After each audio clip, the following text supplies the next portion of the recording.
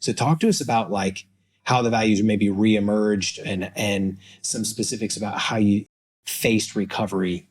And all of this has, if this is like any crisis that you go through personally or with your team or in business, wherever, the early stages of crisis are actually pretty easy.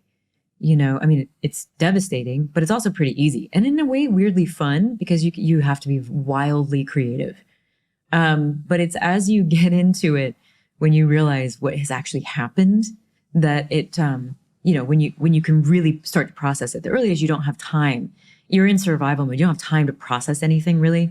And so this is where it sort of, our recovery took a really long time because we were an ice cream company. We're going into summer, and we just recalled all of our product that we had spent the entire winter and even like the summer before. The farmers were growing ingredients for us, so those are all gone now. We have no ingredients. We have no ice cream, and it's the warm weather is coming. We also have no money because we'd just gotten through a long winter, and so this was where, we kind of wake up and we're like, wow.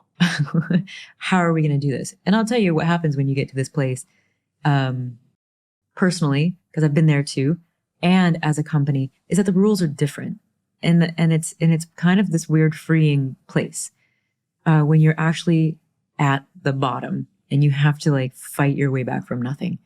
We had an amazing family in the community that came out to help us financially, but one of the reasons was because early on in this crisis, now we're maybe a couple months in, we had to close our stores, and people from the community started coming out and leaving us notes on the Post-it notes. Somebody started this trend of Post-it notes on our doors, and they were beautiful, beautiful messages from our community, and that made us internally to the company. We didn't have a voice externally because the FDA kind of controls all of that, but internally, we heard that message from our customers, and we felt that there would be a hole in the world if we disappeared, if we can't find our way back.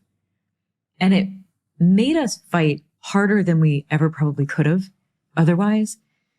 And also help the family that came out to help us see that this was worth fighting for. Mm-hmm. And so we had some people from the community that came out to help us. And this is that community values story where our values, which are very well known, our values of community, of being there for the community and being a part of the community and valuing community and making people feel loved.